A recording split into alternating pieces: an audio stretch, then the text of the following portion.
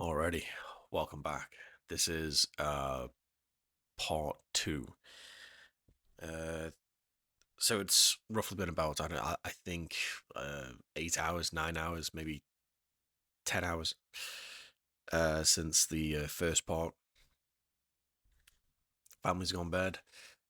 It's 23:14, and it's about time to start again. But I did do just a little bit of digging, and this building that you see on the screen is the building that is literally a stone's throw away. Basically, when I open my door, so this building here, and then this building behind the with the pillars also stone throw away. As soon as I open my door, I can actually see this building at the back, and this is the only like picture that I could find that was old enough. And again, this is absolutely just it's bizarre when you actually look at these things because again, muddy roads, horse and cart, and these massive structures and the detail. And I looked at some of the tools of this the 1700s, about 1760 to literally 1800, and there's no way I can actually, I 100% I can say that not a chance. There's no way. There's no way. But it's been on my it's been on my brain for quite a while today. So I think we left off at this place.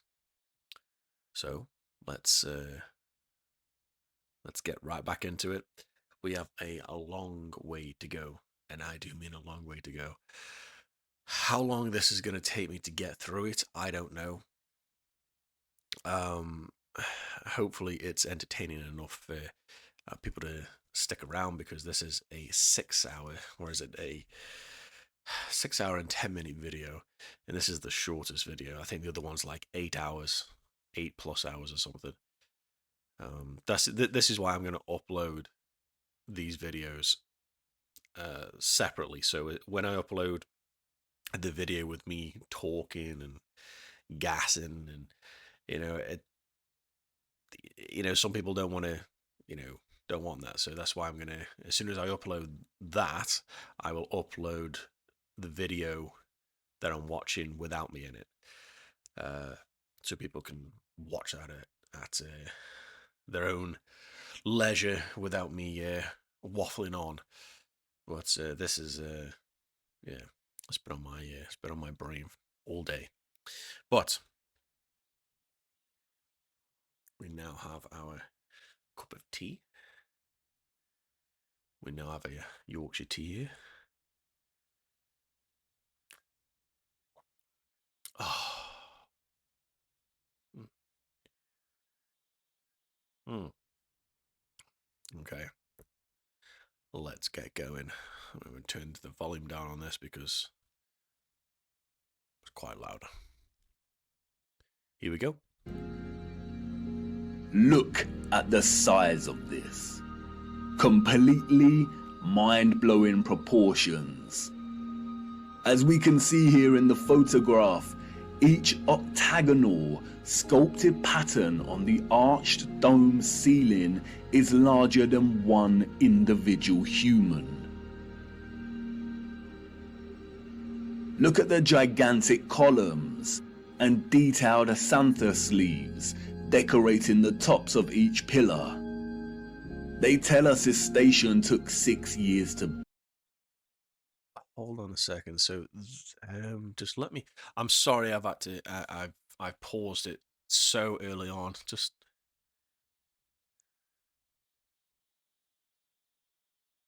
blast pictures a bit. I'm convinced those pillars there,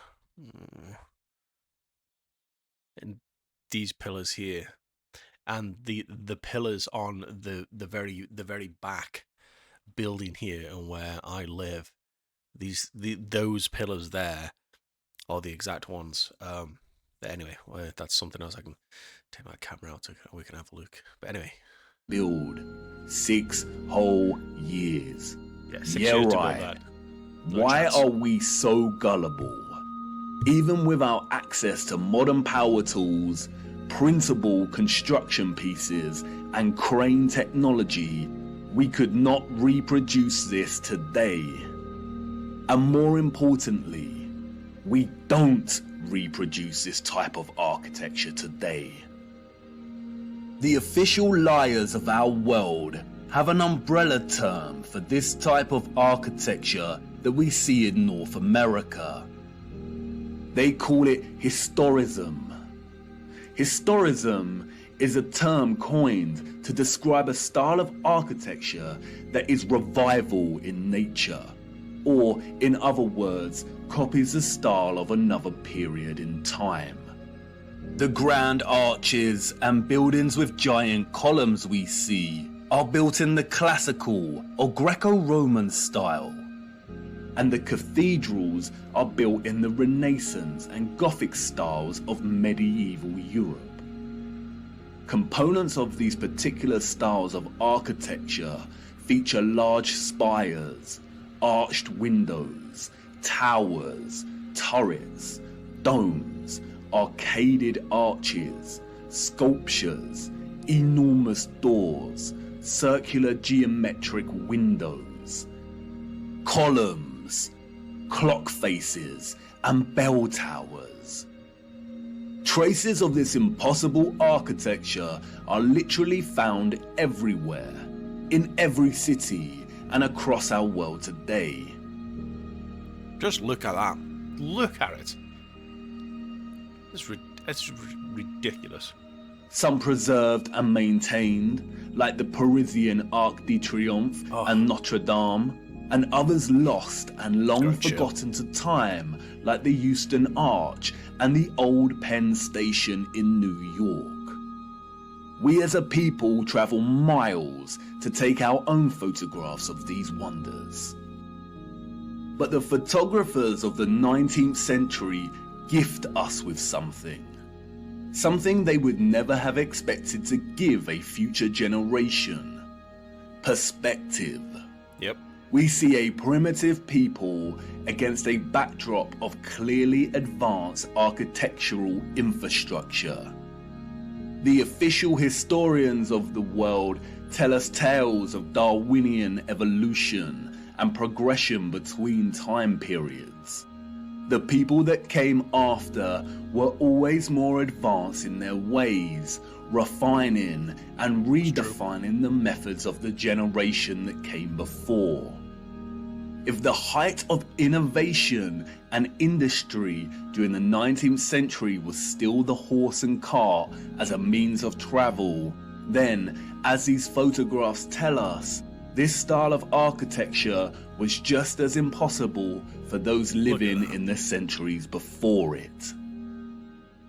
Anyone with a predisposition for thinking and questioning can immediately sense when looking at these photographs that something is rotten in Denmark, that something is off with the mainstream historical narrative, that something is not adding up. No, it's not. No, it's not. In a panoramic image of San Francisco in 1877, we see a collage of historicist architecture. We see columns adorning the entrances to very regal buildings that stand out like sore thumbs from some of the timber shacks surrounding it. Sorry to pause it again, but there's one thing I have noticed. So I did a little bit of looking today. So these buildings, now the vast majority of these buildings strangely enough, are in some way, shape, or form government buildings now. I find that very peculiar. I find that very odd that the vast majority of them are government buildings, whether it be council buildings, or there's that building that I was telling you about. This building here. Okay, so where this fountain is now, there's a road that goes behind there. So I drive my car behind there, and there's a road that goes behind here. Now, when I drive my car there, I can see inside when these doors are opened. That I believe now this is a council building. It's a government-run building, and I can see inside. And what I see inside is a checkered floor. Now we're gonna get to that um, in another day. I'm gonna sneeze. Hold on.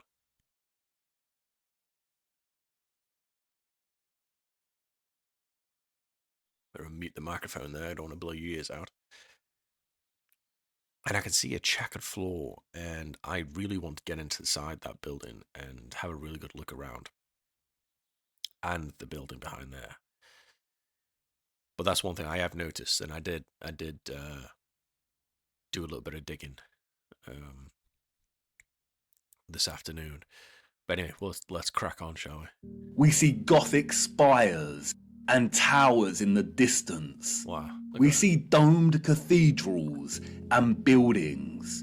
We also see just how sprawling and huge the city has become. In 1846, there were under 500 Mormon settlers living on the area of land in which we now call San Francisco. It was frontier land and ready for the taking. Between 1848 and 1849, with the start of the California Gold Rush, the population increased from 1,000 people to 25,000 people. 28 years later, this panorama was taken. The population at this time, we are told, was getting close to 200,000. Who in their right mind would believe this story? Yeah. Does this look like a city of 200,000 people without any modern technology? I have to blow my nose. Oh my god. It's typical. I'm getting into this, and my nose starts to open up, so bear with me while I go blow my nose.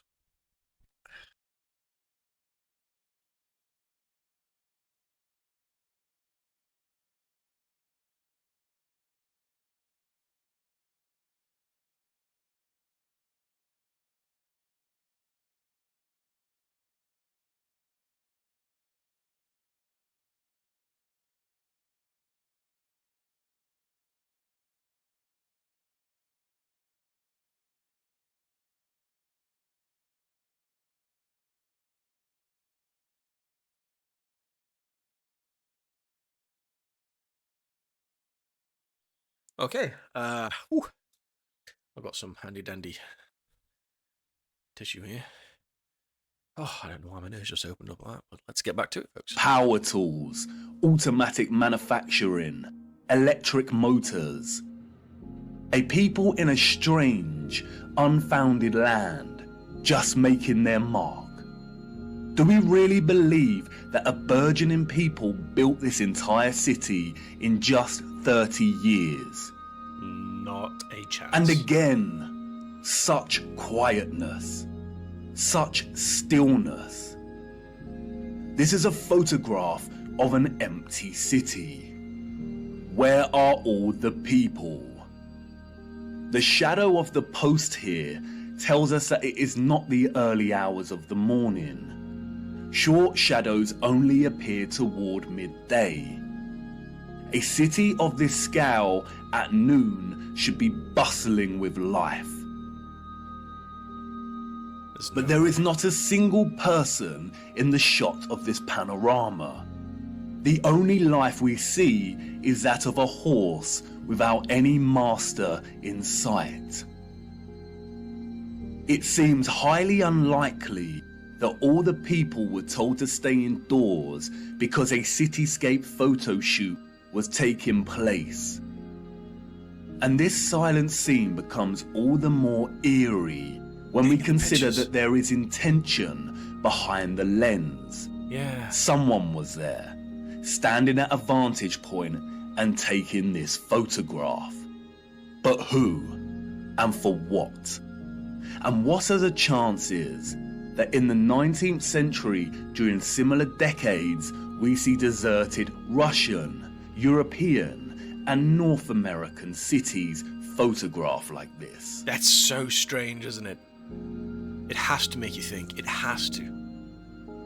Something doesn't add up. And then only a few years later, we find the same locations bustling with people. A people clearly incapable of building the architecture found in these cities. And what to do with these photographs? If we accept the narrative and these strange anomalies, then we stop here and get back to our busy lives. And that right there, what he said is that, you know, if we accept the narrative, if we accept what we are told by the people in charge, the people in charge, then we just get back to our busy lives. And I think that's so key right there, because our lives are busy, and I think our lives are busy on purpose, because when we are busy, we don't have time to think. We literally don't. We don't have time to think. So we don't have time to think about this stuff.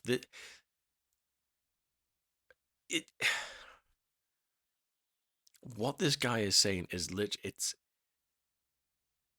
if it doesn't make you question it, if you cannot see that it's like right in your face, then there's something wrong with you. I'm sorry to say, there's something wrong with you. And I'm sure, some people might say there's something wrong with me for even entertaining this idea, but that's fine. But our lives are busy, and I think they're busy on purpose. In fact, I know our lives are busy on purpose. The struggle that we all go through is on purpose. Because if we have time to think, we are dangerous. And by the looks of things and the sound of things, wow. Yeah, let's keep going. Let's keep going. The narrative we've received is not the truth. And we shouldn't accept any narrative, no matter how official and certified it is, unless it makes sense. The people we see in these photographs and their early ancestors could not have built the magnificent architecture we see. It is an impossibility. Come on, jump in. We must venture further into these cities and look a little closer. Let's go. There must be some clues waiting to be uncovered that helps us understand why these cities are empty. Yep, let's go. Wait, let's go. What's that you say? You want to wipe the mud from your boots first? Do not bother. It's a waste of time. Come on, jump in and let's go. Yep, For it is the mud that offers us some small clues as to what could have occurred during this time period. We're going in, let's go. Right, okay.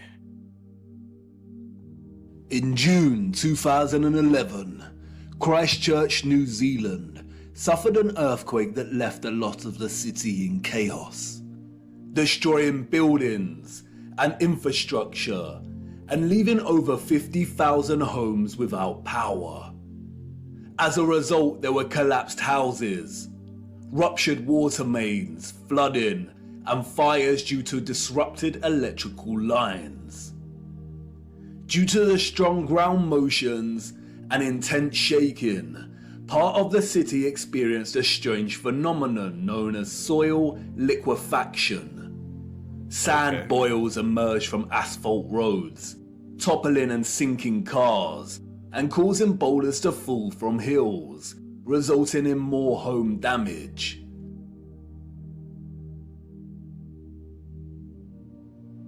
Soil liquefaction occurs when saturated soil loses its strength and stiffness in response to an applied stress, such as shaking, or other sudden changes, such as a strong explosion.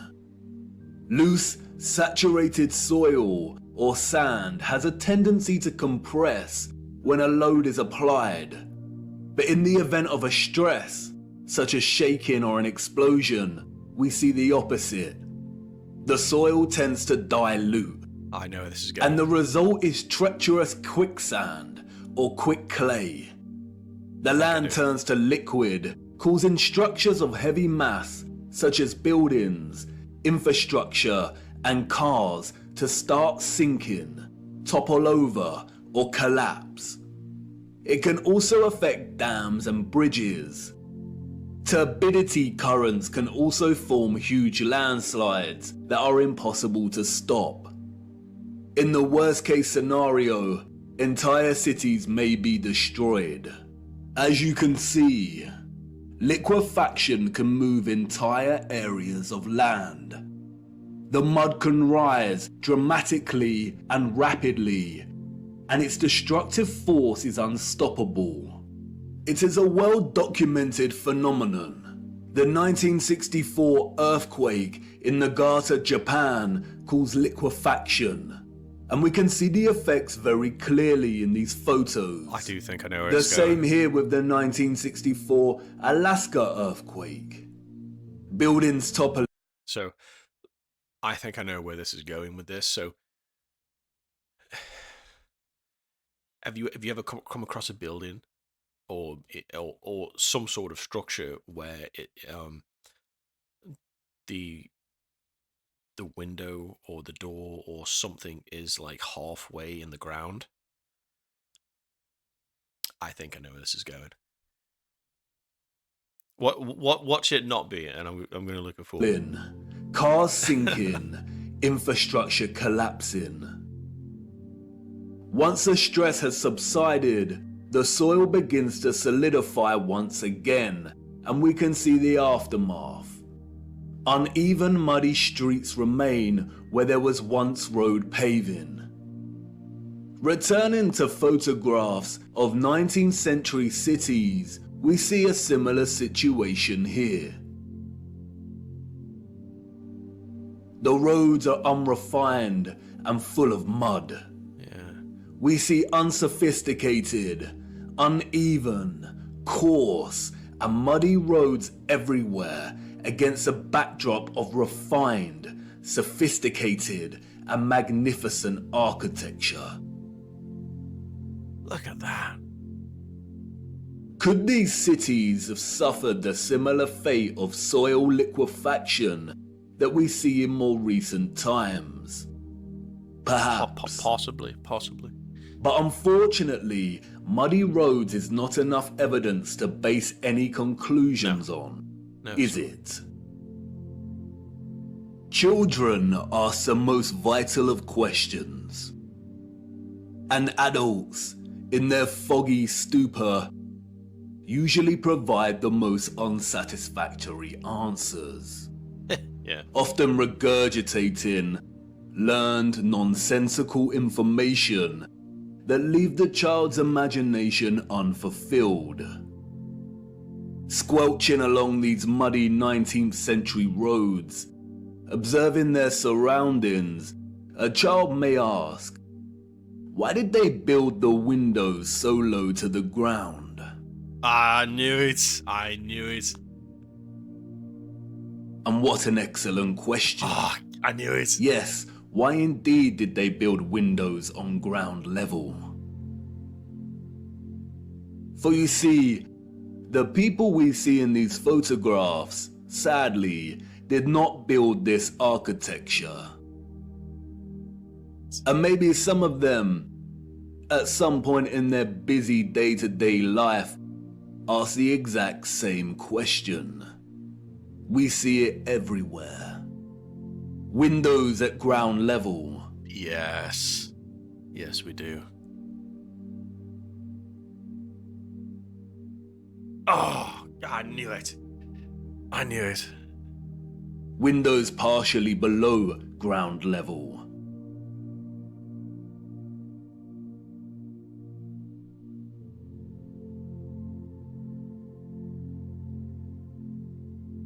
First floor entrances raised from the ground level.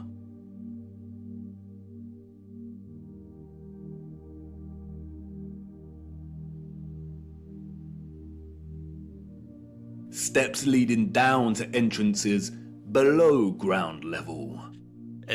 See, and this is what I was getting to with the pyramids, is that we only see the top portion of the pyramid.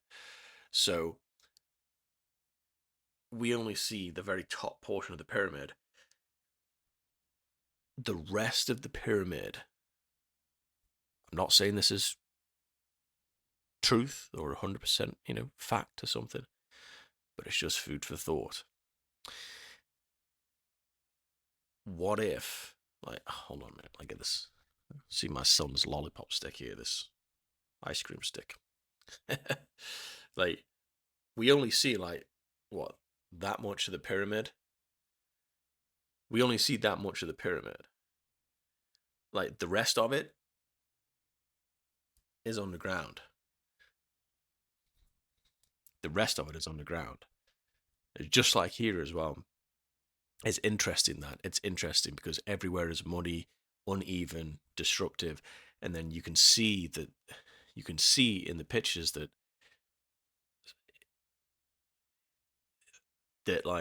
the building's missing, half of it's missing. I knew where this was going with that mud.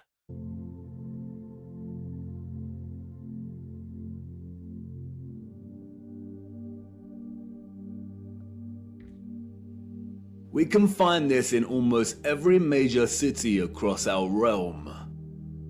In both old photographs and when we walk in the streets today. And what does it tell us?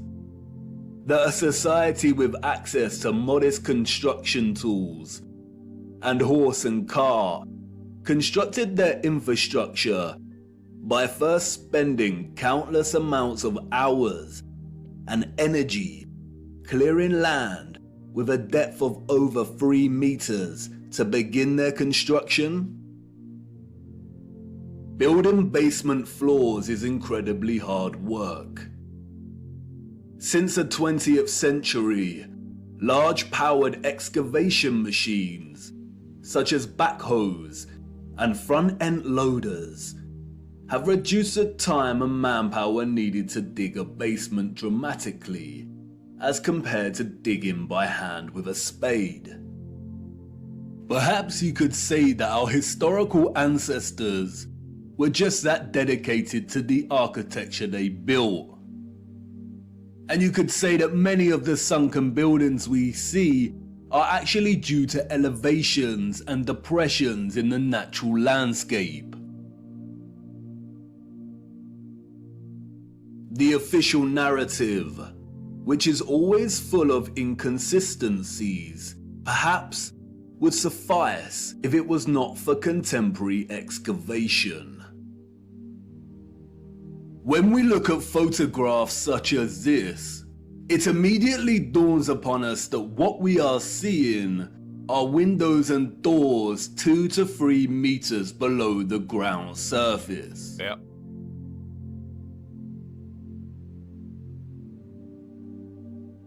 Why are there windows and doors underground? Extraordinary.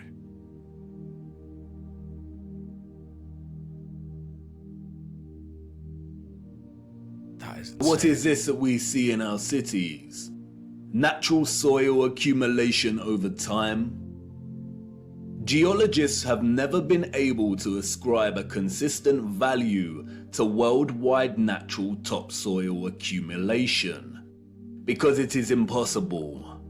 Some regions of our realm experience consistent topsoil accumulation, whereas other regions actually experience consistent erosion. Many historians and archaeologists have noted that many cities over the centuries have been destroyed through war, and natural phenomena such as earthquakes, volcanic ash, and flooding.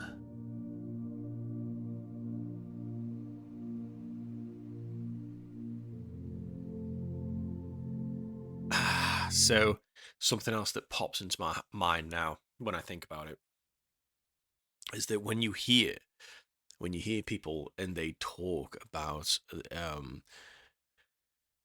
the Great Flood, so you hear about that a lot in biblical terms. You know, they talk about the Great Flood. What is that? Because I'm just saying this is just like, again, food for thought. This is just how, how when I'm receiving this information, my mind is picking up on things. It's just the way my mind's working at the minute. But I'm surprised it's working at all, considering it's such a hectic day. But um, so the Great Flood, you hear about it in the Bible and stuff like that. You hear about the Great Flood. What if the Great Flood actually happened?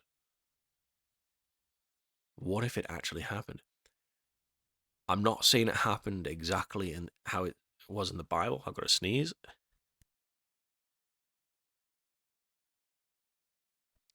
Sorry about that. So I'm not saying it could well have happened exactly how it happened in the Bible and in other holy books. But but what if it didn't happen like that? But just what happened? What happened if there was this great flood and it just wiped out everybody? Like, it, what if it was a divine flood? What if it wasn't a divine flood? You know what I mean? But that great flood, that story that's told, what if that has something to do with it? Just food for thought. Let's crack on. Aren't these just the layers of previous civilizations? Look at that. Look. My God. No, they are not. We see over and over again whole floors of buildings consistent with the architecture existing above the layer of ground.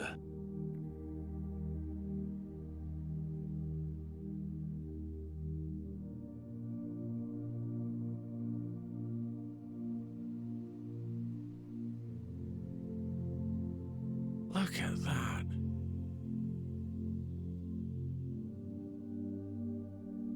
Literally buried.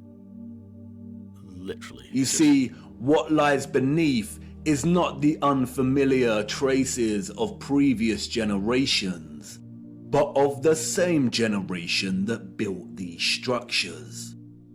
And once you really see this kind of sunken, buried infrastructure that exists in such prevalence across our world, you can never unsee it.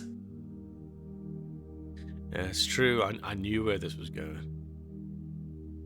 We see that the foundations of old churches are actually the original first floors with consistent entrances and windows. That is absolutely remarkable.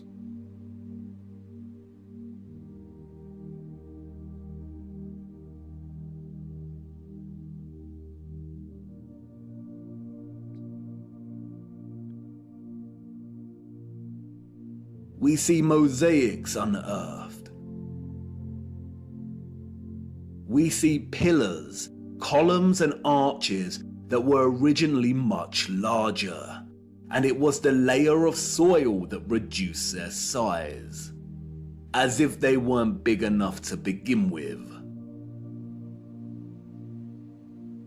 Look at that.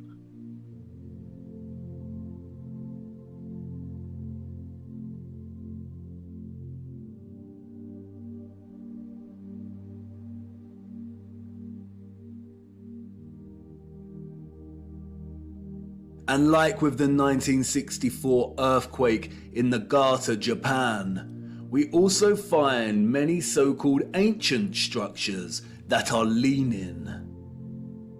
As if at some point, the soil beneath these structures loosened and liquefied.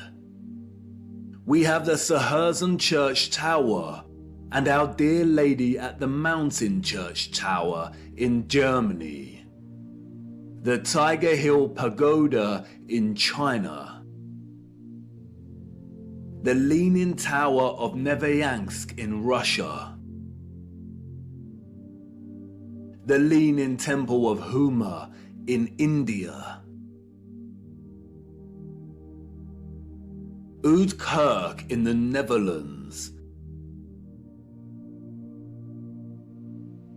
The Tower of Zaragoza in Spain. And, of course, the Tower of Pisa. The official liars of the world try to justify the buried and tilting structures we see, filling our heads with stories of antiquity and ever-changing geology. But it becomes trickier for them when we turn our attention to America. If we are to believe their narrative, then all of the buildings we see in 19th century photographs of the burgeoning American cities are newly constructed.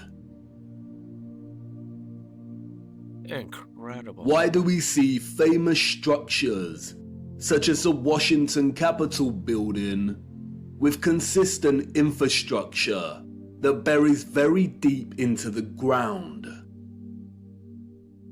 And again, the inconsistencies Ridiculous. do not add up. That is ridiculous. Why would an underdeveloped people waste resources, energy, and time constructing the foundations of the Capitol building to be consistent with the column style we find above the surface? The foundations did not have to feature columns. Columns, we are told, are a stylistic choice, not a functional one. So why would they do this? In a nutshell, they wouldn't.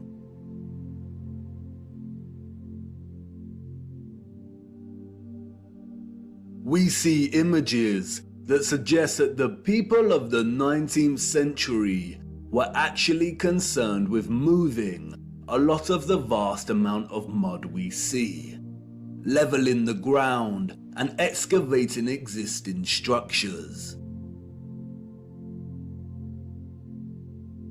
Huh.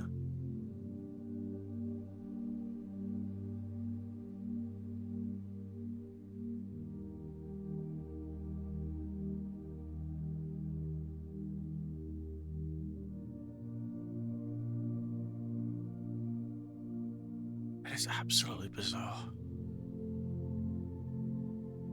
I'm enjoying this though. I hope you folks are enjoying it. The consistency and prevalence of buried architecture across our realm indicate that whatever happened was a worldwide event, despite regional differences in natural topsoil accumulation and erosion.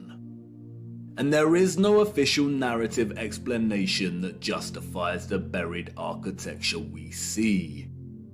No explanation provided to justify the amount of mud we see in 19th century photographs of our cities.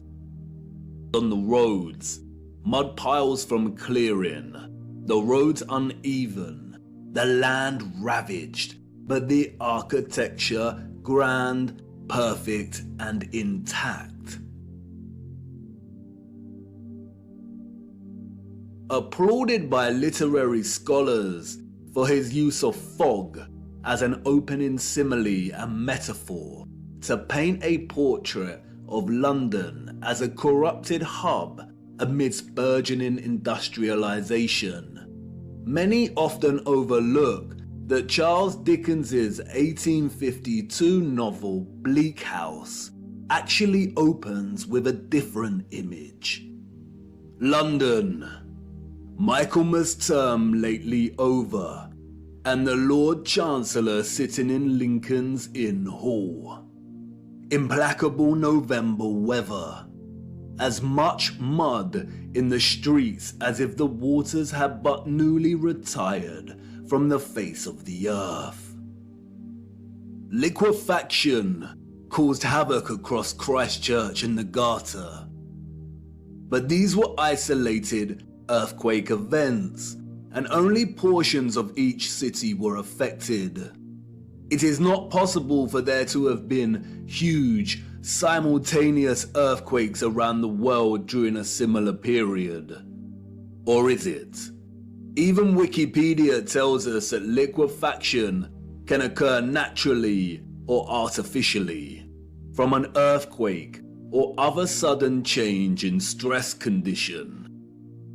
Even if this was the case, we do not see the same structural damage to the buildings in the 19th century like we do in cases such as Christchurch and the Garter. Most of the buried architecture we see is intact. It has either sunken or the ground level has been raised at least 3 meters, sometimes in a uniform manner, and other times partially buried in rolling mud hills, as if there were huge landslides. The strange case of the buried architecture provides the following conclusions: that what lies beneath are not the remains of previous civilizations. More often than not, the buried structures are consistent with the architecture we see above ground. That the structures are much larger than originally suspected, and therefore they are even more of a construction impossibility for a Victorian generation of horse and cart, and those existing before them. That's true. That natural topsoil accumulation and soil liquefaction are not satisfactory explanations for what we see here. Whatever took place had to be something much larger and widespread, such as a natural or artificial earthly cataclysm of sorts. As many of the photographs show, many citizens of the 1800s were responsible for moving much of the mud, leveling the ground, and excavating buildings, which suggests that whatever happened had happened very recently in their past. The complete absence of a reasonable mainstream justification for the buried architecture we see suggests that the controllers of our realm are deliberately trying to hide whatever happened. Of course. And what of the deserted cities we see in the earlier photographs? If these cities were truly empty, then we must ask why. We must also ask how all the people got there in the end. In the space of 30 or so years, we see a city go from barren to bustling. Interestingly, it is Charles Dickens and 19th century literature more generally that offers some clues. 2 central themes run throughout 19th century Victorian literature: that of marriage and female chastity, and that of orphans and adoption. Many of the fictional characters we've come to love over the years are orphans. We have Oliver Twist and Pip from Great Expectations. We have little orphan Jane Eyre and Heathcliff from Wuthering Heights. We have Mowgli from The Jungle Book, Cosette from Les Miserables.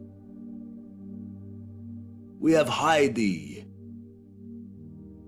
Rapunzel, Peter Pan, Snow White. We have Tom Sawyer and Huckleberry Finn and Anne of Green Gables. Where's it going? And these books were of their time, as far as orphan prevalence goes.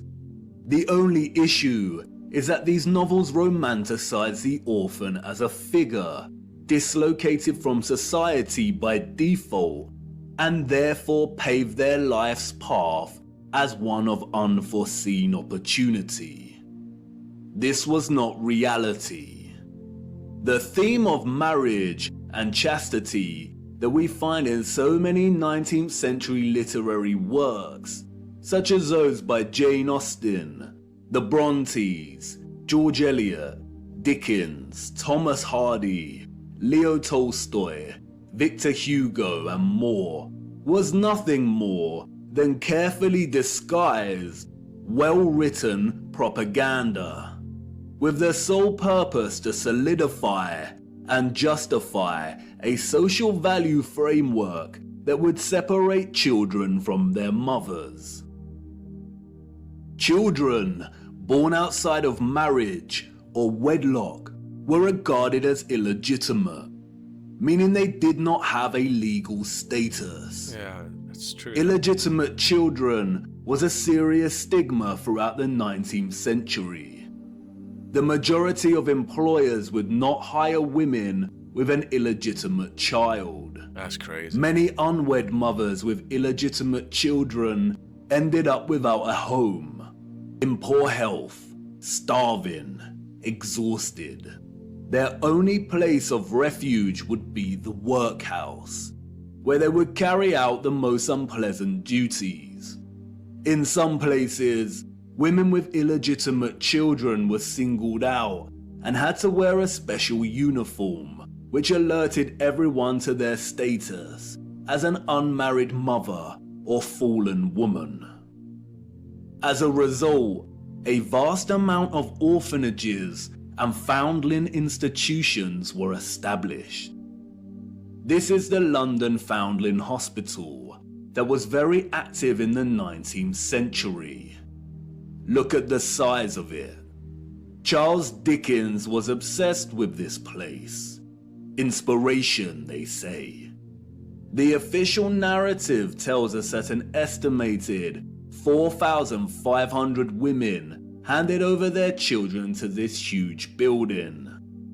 But this was just one institution. Wikipedia gives us a partial list of over 64 orphanages that were founded in the UK during the 19th century.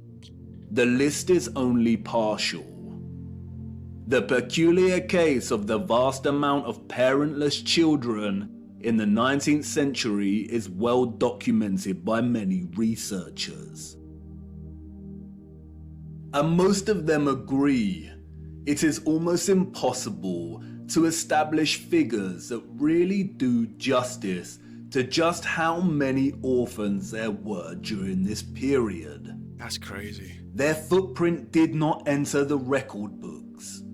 It formed in the mud and was then washed away. It wasn't just the UK. This was a worldwide phenomenon. New York City had 4 foundling asylums alone that processed thousands of children annually. By the beginning of the 20th century, Italy was reporting 32,000 children per year. Wow. Spain and Portugal were reporting 15,000 annual That is foundlings. a lot. Before 1860, 374,000 recorded infants were processed by the asylums in Milan, Naples, and Florence alone. Historian David L. Ransell states that Moscow was receiving between 16 and 18,000 infants annually by the 1880s, and sending over 10,000 of these each year to outlying villages for care. In 1882, there were all told 41,720 foundlings from the Moscow home, living with 32,000 foster families, scattered throughout 4,418 villages. A dozen villages had over 90 fosterings each. One thing that is often overlooked is that there were a series of laws passed in the 1800s, making it almost impossible for unwed mothers to keep their babies. Oh, right. The 1833 Poor Law Reformation introduced bastardy clauses that shifted the entire responsibility for the illegitimate child onto the mother. Social stigma meant that she would not be able to provide care for her child and would be forced to hand them over to the authorities, or Wow. worse. Wow. Advertisements for adoption or nurse care became popular in newspapers. And What the fuck? Children for sale. Children for sale. Can you imagine that? Can you imagine that? Children for sale. Oh, God. It's nothing to laugh at. I don't know. It's just that was a bit that was a bit of a shocker. That was children for sale. Let's inquire within. Children. Oh my God, that's insane. I wonder where he's going with this. as many scholars have pointed out, these were a front for what was termed baby farmers, or paid murder. Okay. As Dorothy L. Haller states, the adverts may have been misleading to the general public, but read like a coded message to unwed mothers. No references are asked for, and none are offered. The sum of 15 shillings a week to keep an infant or a sickly child was inadequate, and a sickly child and an infant under 2 months were the least likely to survive and the cheapest to bury.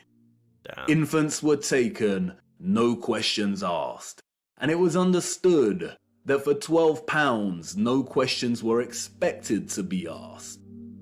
The transaction between the mother and the baby farmer usually took place in a public place, on public transportation, or through a second party.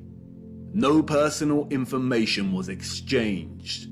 The money was paid, and the transaction was complete. The mother knew she would never see her infant alive again. Most children, however, were not murdered, but were dropped off at the doorsteps of orphanages or the workhouse. All children taken into these institutions were given entirely new identities. They were provided for with shelter, food, and clothing temporarily, and then sent off to workhouses or another location. That's horrific. Photographs in the 19th century were scarce, but towards the end of the century, we see more photographs, and the last continent to experience such mass exodus of orphans was the United States. And it is here that we see evidence of the orphan trains. The first group of these orphans arrived in Michigan in 1854. And from that moment on, the movement shipped hundreds of thousands of children across the states until it ended in 1929. Officially, there were over 97 institutions involved in orphans and orphan trains in the 19th century. And again, this was not just the United States. Annie McPherson will go down in history as a woman who scammed more than 100,000 foundlings and shipped them from the United Kingdom to Canada, New Zealand, and South Africa, and even to the outer edges of the earth in Australia, so that they could be sold into child labour. Why do we see so many photographs of orphans in workhouses? Why are they working with machinery created for adult use? Were there not enough adults during this time to carry out this work?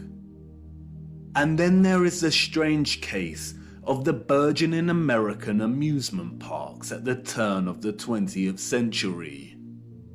In addition to rides and exhibits, many of these parks featured an unusual attraction: infantoriums.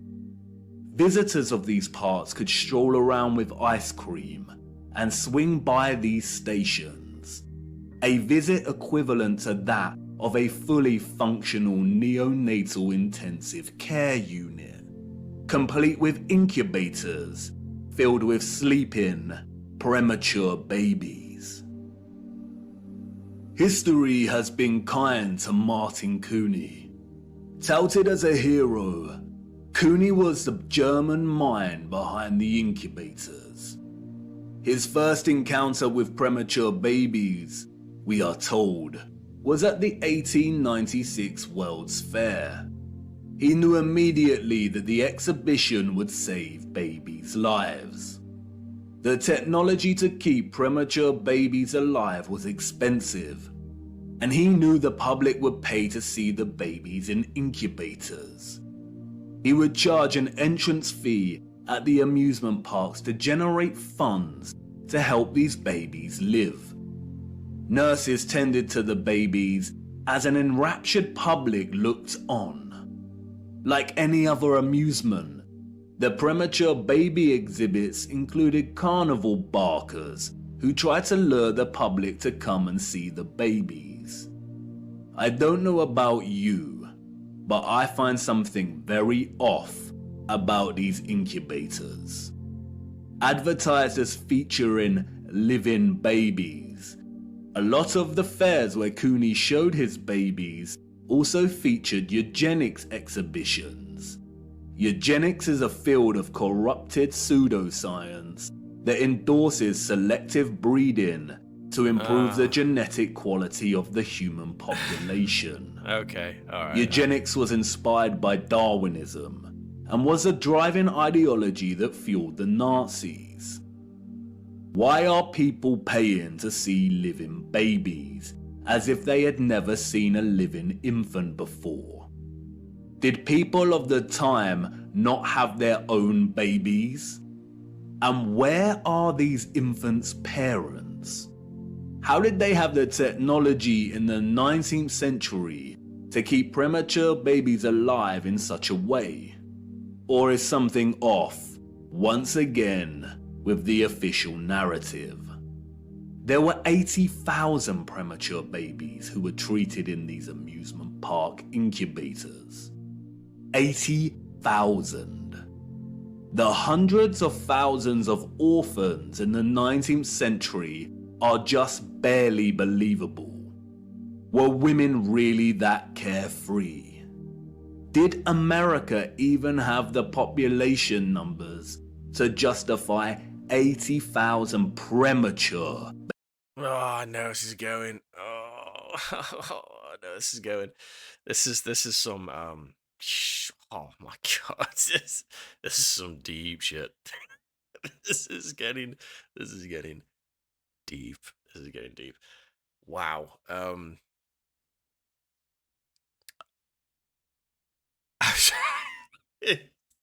You know when it's just you've got no words, but like it's just I know where it's going. I just know where it's going.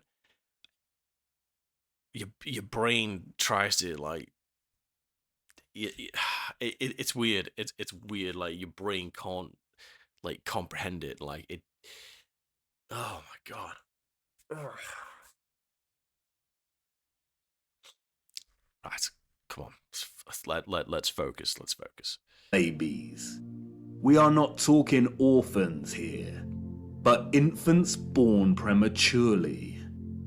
The narrative is not convincing or realistically fathomable. Where did these babies come from? More troubling is Cooney's background. As many historians have pointed out, he had no medical degree or training. His story is a very similar one of unconvincing philanthropy that we find surrounding some of our contemporary figures today that also do not have medical degrees. Yeah. And then there is Marie Dressler. a Good Canadian silent God. film and Depression-era movie star. She adopted one of these incubator babies. Terrifying. Ah, celebrities and adoption. The official narrative conveniently leaves this out of her story and tells us that she may have had a daughter who died as a small child. But the photographs suggest otherwise. Did she adopt her incubator baby at one of these fairs? Were the fairs a front for illicit adoption of premature babies? Even if they were premature, did that mean they had no parents? Who owned and was responsible for these parks? And what happened to the babies once they grew and left the incubators? If something feels eerily wrong about the entire narrative surrounding these parks and orphans, it's because we are not being told the truth. Why were there hundreds of thousands of parentless children in the 19th century? Yep. Where did they come from? They were relocated all over the world. Europe, America, Russia, Australia, Canada. Why? Especially when most still had a living parent. If pregnancy out of wedlock was such a social stigma that resulted in such trauma, why would so many people put themselves in that position in the first place? Makes zero sense. sense. Did the government really care about social morality enough to pass laws? And all the effort to build and maintain orphanages and orphan relocation networks, would this not burden governmental finances and administration systems? It certainly would have. But you see, there was a greater purpose behind the government's worldwide agenda: repopulation. Yeah, I thought so. The social narrative of chastity was nothing more than propaganda and justification for stealing children. The reason we see empty cities in the early 19th century is because they were in fact empty, void of population. And the reason they are bustling 30 years later is because orphans were shipped into these cities to repopulate them. You see, in the early 19th century, there was a worldwide reset of sorts through depopulation and then repopulation. The people we see in these photographs did not build this architecture. They inherited it, along with a lot of mud. Not only did they inherit it without a clue as to what it actually was and who it belonged to, but they were unknowingly complicit in repurposing pretty much all of these structures. I know, none of this is making much sense at the minute. You are probably wondering why on earth these cities were empty and full of mud. What happened that meant governments needed to repopulate the earth? And I know what you're thinking. This is all very intriguing, but what does this have to do with flat earth?